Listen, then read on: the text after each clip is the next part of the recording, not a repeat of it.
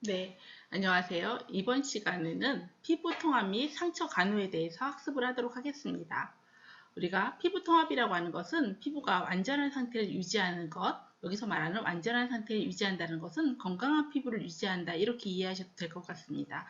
그러면 완전한 피부, 건강한 피부라고 하는 것은 피부층이 손상을 받지 않은 정상적인 피부를 말하고 있습니다. 그렇지만 우리의 피부는 외부의 자극 아니면 질환 또는 어떤 압력 이런 것들에 의해서 손상이 생기고 그 손상을 상처라고 볼 수가 있습니다.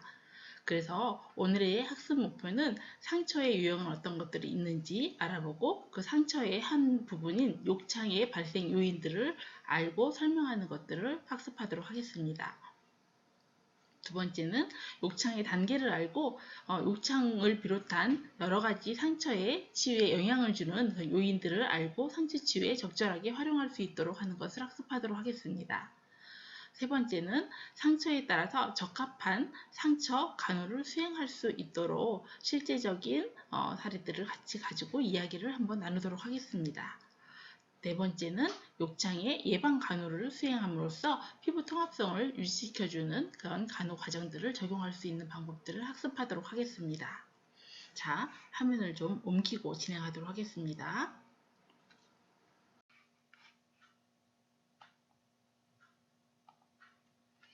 네, 우리의 피부죠. 우리 몸에서 가장 큰 장기가 있다면, 가장 큰 장기를 꼽는다면 어떤 부분이 가장 큰 장기일까요? 어떤 분들은 뇌라고 하기도 하고 어떤 분은 간이라고 이야기하기도 하는데요. 우리 인체에서 가장 큰 장기 조직은 피부입니다. 피부는 그 체내의 근육들 그리고 기관을 보호하기 위해서 여러 가지의 상피 조직으로 이루어져 있습니다. 여기서 말하는 여러 가지의 상피 조직이라고 하는 것은 표피, 진피, 피하 조직을 말하고 있습니다. 그래서 하나의 이 표피, 진피를 외피 체계다 이렇게 말을 하기도 하고 우리 인체에서 가장 큰 조직이라고 볼 수가 있습니다.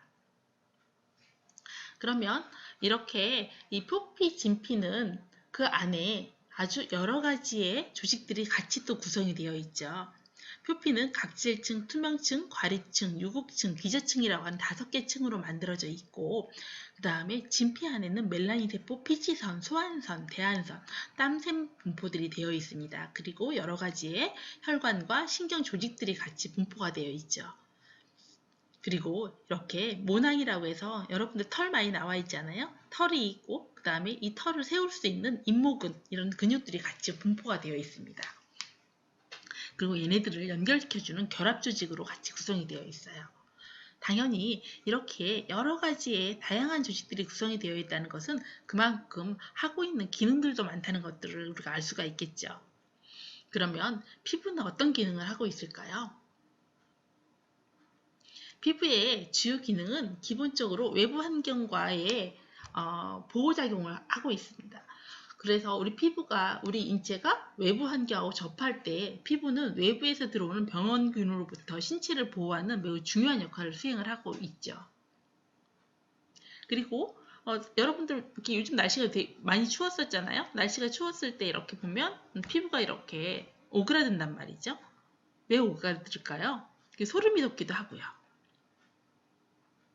외부의 온도가 내려가면 내부에 있는 우리 체온을 손실하지 않기 위해서 우리 몸은 피부가 방어작용을 합니다. 뭐가 방어작용을 하나요? 이 잇모근이 딱 조여주죠. 조여져서 모낭이 여기에서 이렇게 소름이 딱 돋으면서 외부로 나가는 체열을 차단을 해줍니다. 그렇게 해서 단열의 기능도 하고 있고 체온 조절을 해주고 있는 거죠. 그 다음에 외부에서 들어오는 자극들, 감각들에 대해서 이게 어떤 감각인지 나한테 위험한지 안전한지 이런 것들을 조절해주는 그런 감각 기능도 가지고 있습니다. 그리고 넓은 체포 면적을 통해서 비타민 D를 합성하고 그 합성된 비타민 D는 우리의 뼈를 튼튼하게 하는 역할들도 해주고 있죠. 그래서 이 피부는 우리 인체를 보호하기 위한 하나의 막으로 구성이 되어 있다 이렇게 보시면 됩니다. 그리고 그 막은 당연히 손상이 없는 상태가 유지가 되어야 되고요. 그 손상이 없는 상태를 통합성이 유지가 된 상태다 이렇게 이야기를 합니다. 그래서 뒤에서 얘기하겠지만 건강한 피부라고 하는 것은 피부 통합성이 잘 유지된 상태를 말하고 있습니다. 하지만 표피나 진피 또는 피하 조직 이 모두가 다 손상이 됐거나 아니면 어느 한쪽이 손상이 된 것을 우리는 상처라고 이야기합니다. 물론 그 상처는 오픈되어 있는 상처도 있고 오픈되지 않는 폐쇄 상처도 있습니다. 어떤 형태로든지 간에 피부에 상처가 났다는 것은 피부 통합성이 깨어졌다라고 보는 겁니다. 그리고 피부 통합성이 깨어졌다는 얘기는 결국은 우리 인체를 보호하는 기능이 손상되었다라고 보는 거죠. 그래서 상처가 생겼을 때는 상처 치유를 통해서 피부 통합성을 유지해주고자 하는 것이 매우 중요한 간호의 한 부분이라고 볼 수가 있습니다. 자, 그러면 상처라고 하는 것이 어떤 것들이 있는지 한번 알아보도록 하겠습니다. 앞서서 말씀드렸던 것처럼 건강한 피부는 피부 통합성이 잘 유지된 상태를 말합니다. 그래서 피부층이 상처에 의해서 손상되지 않은 상태를 말하고 있습니다. 그러면 상처는 크게 여러 가지 유형의 상처들을 가지고 있습니다. 하지만 여기선 크게는 4가지로 먼저 말씀을 드리도록 하겠습니다. 첫 번째는 비의도적인 상처. 여기서 말하는 비의도적인 상처는 갑작스럽게 생긴 상처로 예상하지 못한 상처들을 말합니다. 우리가 흔히 타박상, 그 다음에 찰과상, 아니면 어떤 자상 이렇게 갑작스럽게 생기는 사고로 인해서 생기는 이런 상처들을 비의도적인 상처, 예상하지 못한 상처라고 합니다. 그리고 또 하나는 의도적인 상처라고 이야기하죠. 치료 과정 중에 발생한 상처. 가장 대표적인 것은 어떤 것들이 있을 수 있을까요? 그렇죠. 수술 상처, 아니면 주사 맞을 때 찌르는 상처, 그 다음에 천자하는 거 이런 것들 다 뭔가요? 의도적인 상처라고 볼 수가 있습니다. 그 다음에 상처가 오픈되어 있는 개방형 상처. 그래서 피부 통합성이 파괴된 상태이죠. 그 다음에 폐쇄형 상처, 피부 통합성이 유지된 상처, 막은 유지가 되어 있지만 그 안에 손상이 되어 있어도 상처라고 말씀을 드렸었잖아요. 그래서 피부 통합성은 유지가 되어 있지만 오픈되어 있지 않은 상처를 폐쇄형 상처라고 이야기합니다. 가장 대표적인 폐쇄형 상처는 타박상이라든지 좌상, 그 다음에 인대가 손상되는 인대 손상 이런 것들은 대표적인 폐쇄형 상처라고 볼 수가 있습니다. 자, 그러면 상처의 유형은 어떻게 구분이 되는지 한번 보도록 하겠습니다. 상처의 유형은 원인에 따라서, 깊이에 따라서, 그리고 오염 가능성 및 정도에 따라서 분류를 해줄 수가 있습니다. 원인에 따른 분류에선 첫 번째는 절개상, 예리한 기구에서 칼, 외과용 메스, 아니면 우리가 외부에서 잘 많이 생길 수 있는 것들이 있죠. 유리 같은 거 이런 것들에 의해서 생긴 상처, 이런 개방형 상처를 우리는 절개상이라고 이야기합니다. 절개상 같은 경우는 출혈이 좀 많이 나타날 수도 있겠죠. 그 다음에 심줄이나 신경 같은 구조물이 손상이 될 수도 있습니다. 그 다음에 타박상이죠. 두탁한 물체에 색이 부딪혀서 생기는 폐쇄형 상처라고 보시면 되고 가장 대표적으로 우리가 알 수 있는 것은 멍들었을 때 가장 많이 타박상이라는 것을 알게 되죠. 그래서 모세혈관이 터지면서 혈액이 조직으로 흘러나와 있는 상태, 그런 상태라고 볼 수가 있습니다.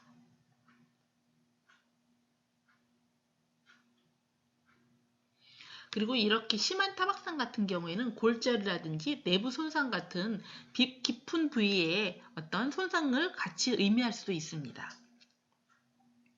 그 다음에 있는 것이 찰과상입니다. 찰과상은 마찰에 의해서 생긴 피부의 상처라고 보시면 됩니다.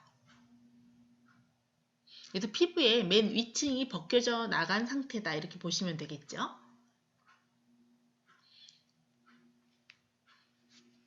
그래서 찰과상은 미끄러져 넘어지거나 아니면 이렇게 스치거나 이렇게 하면서 생기는 경우들이 많이 있죠. 그래서 이런 경우에는 이물이 많이 묻어 있는 경우들이 많아서 감염이 생길 수 있는 그런 상처라고 볼 수가 있습니다. 그 다음에 있는 것이 자상이죠. 자상은 말 그대로 찔린 상처로 이해하시면 될 것 같습니다. 의도적 아니면 비의도적으로 피부나 하부 조직을 관통할 수 있는 날카로운 물건으로 찔린 개방형 상처를 말합니다. 이런 상처 같은 경우에는 깊이 신체 내로 뚫고 들어가기 때문에 감염의 위험성이 좀 더 높아질 수도 있고 어, 겉에 보이는 상처는 작지만 그 안에서 손상을 입은 것은 심각할 수도 있습니다. 그 다음에 있는 것이 열상이죠. 열상은 가장자리가 불규칙하게 찢긴 개방형 상처를 열상이라고 이야기합니다. 근데 이 열상 같은 경우에는 크기는 찰과상보다 적기 때문에 피가 많이 나지 않을 수도 있습니다. 그렇지만 조직의 손상은 더 깊이 찢어져 있거나 근육층까지 손상이 되어 있을 수도 있겠죠.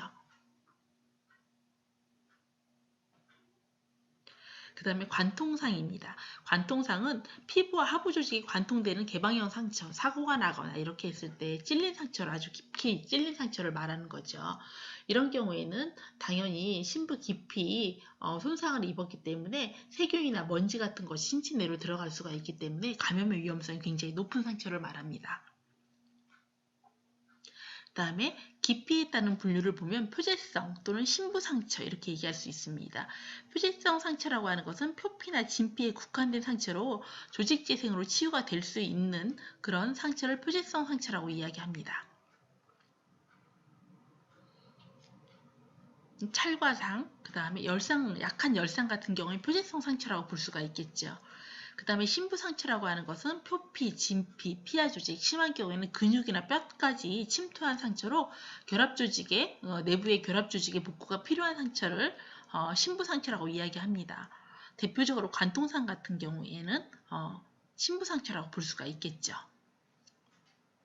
그 다음에 오염 가능성 및 정도에 따라서도 분류를 할 수가 있습니다. 깨끗한 상처라고 하는 것은 위장관계, 호흡기계, 비뇨기계를 침투하지 않은 상처로 주로 폐쇄형 상처들을 말하고 있습니다. 타박상이나 이런 상처들 같은 경우에는 깨끗한 상처라고 볼 수가 있겠죠. 그 다음 깨끗하게 오염된 상처라고 하는 것은 위장관계, 호흡기에 비뇨기계를 침투했지만 수술상처로 감염의 징후가 없는 상처를 깨끗하게 오염된 상처라고 이야기합니다. 그 다음에 오염된 상처는 외부의 어떤 사고로 인해서 외상 상처가 생겼고 그래서 묵윤법이 지켜지지 않거나 위장관계가 손상을 입어서 오염된 상태에서 또 수술을 했을 때 생긴 상처들을 오염된 상처라고 이야기합니다.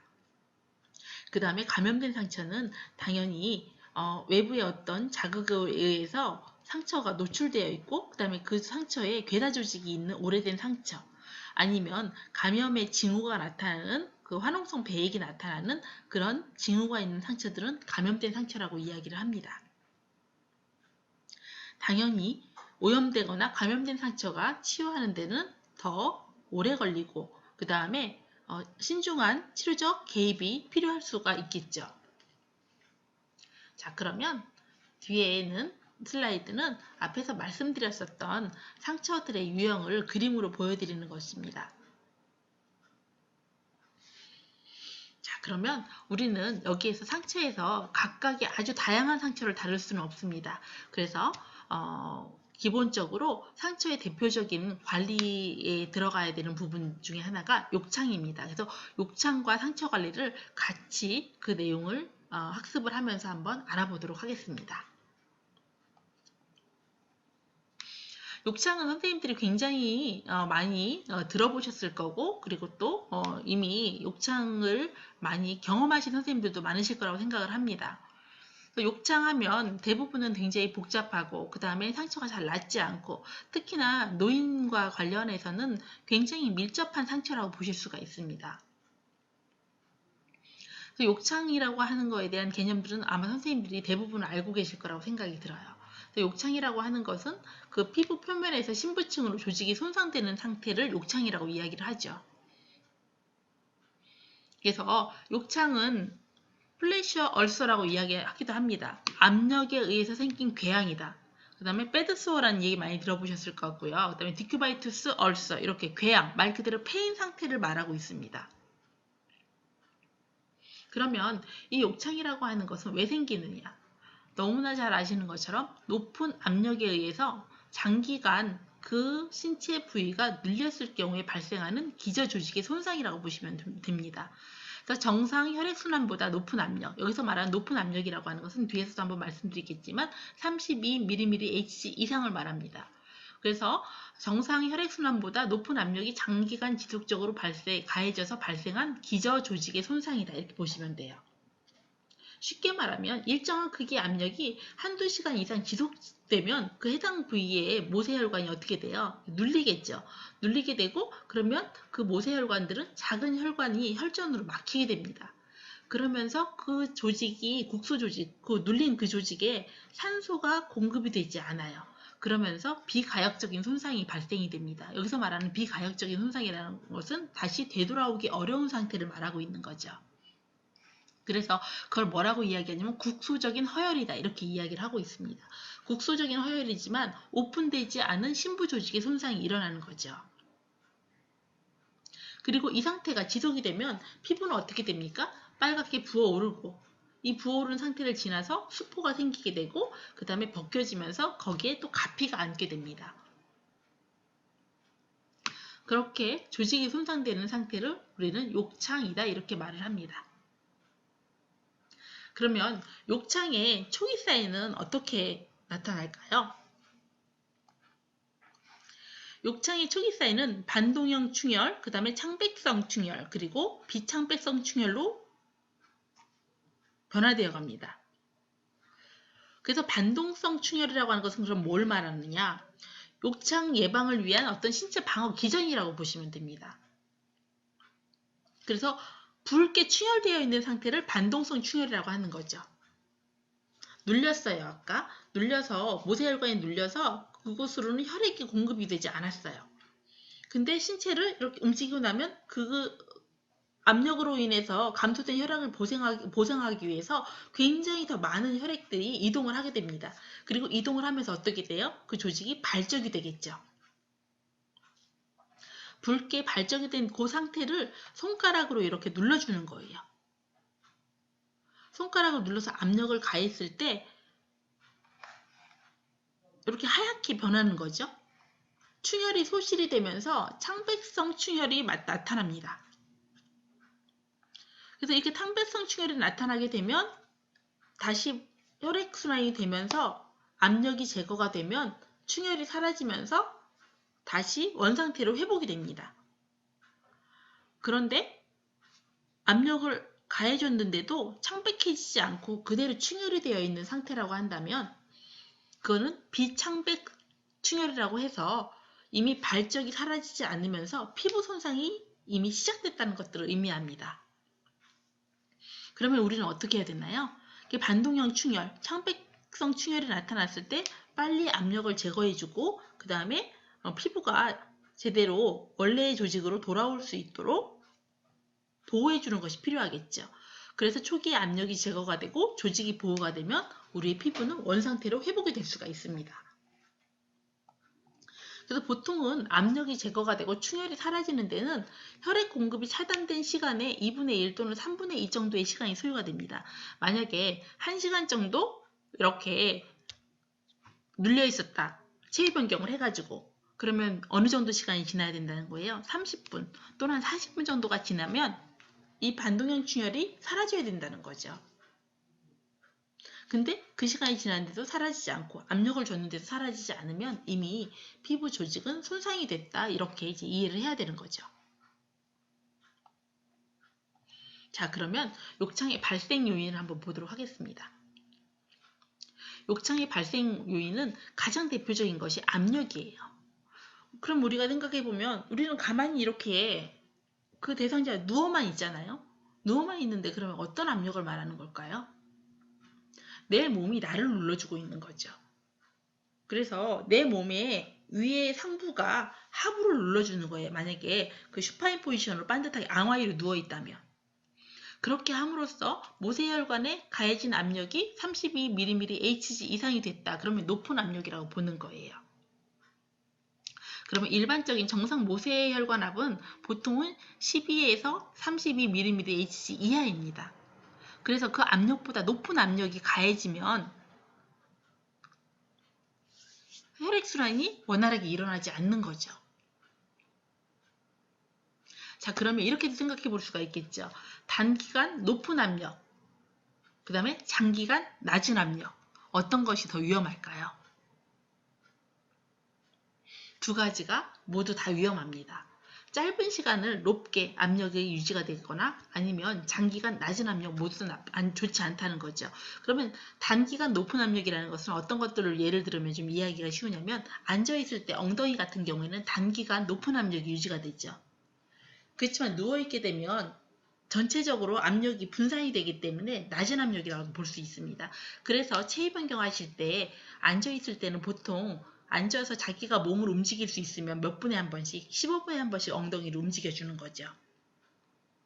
그 다음에 넓은 체위에 있을 때는 2시간에 한 번씩 체위 변경을 말을 하잖아요. 그래서 압력이 욕창의 가장 큰 발생 원인이 됩니다. 두 번째는 마찰입니다. 마찰은 피부 표면에 평행하게 작용하는 힘을 말하는 거죠. 그래서 마찰 면적이 넓으면 넓을수록 욕창의 발생에 잘 발생한다라고 볼 수가 있겠죠. 그래서 가장 많이 발생하는 부분이 어떤 부분인가요? 엉덩이 부분에 많이 발생을 하고 있죠. 그 다음에 등 쪽. 그리고 세 번째 욕창의 발생 요인은 응전력과 전단이라고 하는데 엄밀림을 이야기합니다. 밀고 당기는 거 이렇게. 그래서 밀고 당긴다라는 얘기는 우리가 체위 변경할 때 이렇게 당기잖아요. 당기는데 이때는 뭐가 같이 일어나 버리냐면요. 마찰과 압력이 동시에 일어납니다. 마찰과 압력이 동시에 일어나면서 피부가 엇밀려 버리는 거예요. 이렇게. 엇밀려 버리면 그 엇밀려 버리는 피부와 겉에 있는 표피 조직, 그 다음에 진피 조직과 심부 조직이 이렇게 같이 밀려버리는 거죠. 밀려버리면 거기에서 앞에서 우리가 아까 첫 번째 화면에서 그 안에는 신경조직과 그 다음에 모세혈관, 여러가지 혈관들이 이렇게 분포가 되어 있었잖아요. 그러면 그 혈관들이 이렇게 엇밀려 버리는 거예요. 그렇게 되면 심부조직에 혈액의 흐름에 지장을 줄 수가 있겠죠. 그래서 응전력, 전단 이런 것을 엇밀림이라고 이야기하는데 이것도 발생 원인이 됩니다. 그 다음에 당연히 영양결핍, 우리가 피부는 계속적으로 재생을 하고 있는데 그 재생을 하기 위한 기본적인 베이스가 영양이 충분해야 되는데 영양결핍이 됐을 때 그 다음에 노화는 피부 재생력이 떨어집니다. 노화, 그 다음에 기동력, 움직이는 걸 말하는 거죠. 당연히 기동력이 좋으면 압력은 감소가 됩니다. 기동력이 떨어지면 당연히 압력은 높아지고요. 그 다음에 몸의 전체적으로 면적이 넓은 부위로 움직이기 때문에 마찰력 이런 것들도 높아지게 됩니다. 그 다음에 배설물도 있겠죠. 가장 대표적인 배설물 어떤 건가요? 소변이죠. 소변, 대변. 그래서 보통 우리가 노인분들이 이제 욕창 아니면 이렇게 부동의 상태에서 욕창이 많이 발생되는데 그런 경우에 그 소변과 대변이 같이 거기에서 습기를 같이 형성을 하고 압력을 같이 형성하기 때문에 피부의 저항성을 떨어뜨려 버립니다. 그 다음에 감각지각 같은 경우도 문제가 되겠죠. 감각지각이라고 하는 것은 내가 앉아있어서 불편하다는 것을 느끼는 것을 말합니다. 근데 그걸 느끼지 못하면 움직이지 않겠죠. 그래서 감각지각력이 떨어져 있는 경우도 욕창의 발생 원인이 될 수가 있습니다. 그 다음에 열이 많이 나면 당연히 더 욕창이 더 잘 발생이 되고요. 그 다음에 심부전, 심부전은 심장의 부전을 말합니다. 말 그대로 혈액순환이 잘 되지 않는 거죠. 혈액순환이 잘 되지 않는다는 얘기는 영양결핍, 그 다음에 우리 신체적인 부종 이런 것들을 만들어낼 수가 있기 때문에 욕창에 영향을 주는 발생 원인이 될 수도 있습니다. 그래서 욕창을 평가할 때는 이런 여러 가지의 상황들을 함께 고려해서 대상자의 욕창을 평가하는 것이 필요합니다. 자, 그러면 체위에 따른 욕창의 호발 부위를 한번 보도록 하겠습니다. 뒤에서 그림을 같이 보여드리기도 하겠지만 이렇게 휠체어에 앉은 경우에는 견갑골, 그 다음에 엉덩이, 그 다음에 발 뒤꿈치, 그 다음에 발에 그 앞에 뼈 있는데 그 엄지발가락 뼈 있는 데 있죠? 그쪽 부분 같은 경우도 다 이렇게 욕창이 잘 생길 수 있는 호발 부위라고 볼 수가 있습니다. 전체적인 이제 발생률이 뒤에 나와 있는 것이 발생률이라고 보시면 될 것 같아요. 가로에 들어가 있는 것들이. 그래서 앙화에 반드시 누워 있는 거죠. 가장 대표적인 천골, 엉덩이 쪽에 이제 발생 많이 하고 있고요. 뒤꿈치, 그다음에 팔꿈치, 뒤통수, 척추, 그다음에 견갑골. 말 그대로 우리 몸이 지표면에 닿아 있는 곳은 다 생긴다라고 보시면 됩니다. 경우에 따라서는 이렇게 갈비뼈 사이사이에 이렇게 여기에 보면 척추뼈에서 볼록볼록 우리가 뼈가 튀어나와 있잖아요. 거기에도 이렇게 구멍이 생겨서 욕창이 생기는 경우들이 있습니다. 그 다음에 축이 옆으로 누웠을 때는 여기죠. 대전자, 그다음에 복숭아뼈 여기, 그 다음에 장골릉, 여기 요 뼈 말하는 거죠. 장골릉. 앉아있을 때는 좌골 같은 경우에도 많이 생길 수가 있습니다. 그 다음에 엎어져 있는 복위, 무릎 생길 수 있고 경골, 안쪽에 있는 그 아래쪽 다리뼈를 말하는 거죠. 이쪽 뼈요. 네.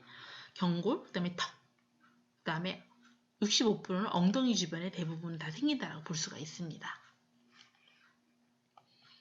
그래서 그림으로 보시면 이제 가장 흔하게 많이 슈파인 포지션, 앙화이었을 때 가장 흔하게 보일 수 있는 욕창의 부위라고 보시면 되겠죠. 견갑골, 그 다음에 뒤통수에도 많이 생기죠. 엘보우 있는데, 팔꿈치 있는데, 그 다음에 슈파인 뒤에 엉덩이 샤크롬, 청골이 있는데 생기고, 그 다음에 힐, 뒤에 종골이 있죠. 그래서 종골이 있는 데도 많이 생기죠. 그 다음에 이렇게 보시면 축이로 돼 있을 때, 사이드 라인이 옆으로 누웠을 때 귀 쪽에 생기는 거 알고 계시죠? 귀에도 연골이 있기 때문에 생길 수가 있습니다. 그 다음에 이렇게 상완골이 있는데, 그리고 갈비뼈 있는 데도 생길 수가 있고요. 그 다음에 장골릉이 있는데 생기고요. 대전자에 있는데 생길 수가 있고요. 그 다음에 이렇게 경골, 그죠? 무릎뼈 있는데 생길 수가 있고요. 그 다음에 이렇게 복숭아뼈 있는데 발가락이 있는데 사이드로 누웠을 때, 그 다음에 무릎 사이에 또 생길 수가 있겠죠. 그 다음에 보기로 있었을 때, 볼이죠, 볼. 볼과 귀에 같이 생길 수가 있고요. 그 다음에 앞에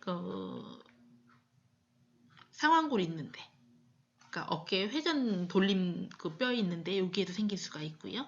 그 다음에 앞에 체스트 있는데 또 생길 수가 있습니다. 그래서 여자들 같은 경우에 브레스트 가슴 때문에 그 눌림에 의해서 생길 수가 있고요. 그 다음에 무릎 생기고 발가락 생기고 이렇게 아주 다양한 부위, 말 그대로 어디만 빼고 거의 다 생긴다고 보시면 돼요. 배, 그리고 대퇴, 이 부분 굉장히 살이 많고 압력이 별로 많이 받지 않는 이 부분을 제외하고는 전신에 다 생긴다라고 볼 수가 있겠죠. 그래서 욕창은 여러 가지의 발생 경로가 있는데 기본적으로 대상자가 가지고 있는 내적인 요인이 있고 그다음에 외적인 요인이 있습니다. 아까 앞에서 말씀드렸던 것처럼 기동력이 떨어지면, 그래서 활동력이 떨어지면 생길 수 있다고 했겠죠. 욕창의 발생의 가장 큰 원인이 압력이라고 말씀드렸는데, 압력이 형성되는 것들을 우리가 감각 지각이 떨어지면 잘 못 느끼게 됩니다.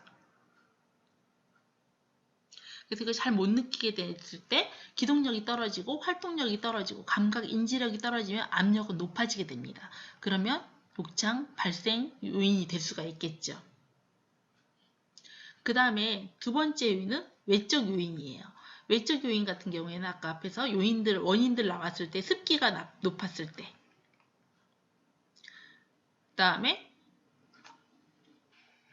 그리고 마찰이 높아지고, 그 다음에 응전력이 높아지는 외적 요인들, 그리고 내적 요인은 영양이 결핍되어 있고 연령은 높아지고, 그 다음에 세동맥압은 떨어져서 혈관의 탄력성이 줄어들었을 때, 이런 내외적인 요인들이 조직 내의 어떤 그 개인이 가지고 있는 특성이 같이 결합이 됐을 때, 압력과 결합이 됐을 때 욕창이 발생한다라고 볼 수가 있습니다.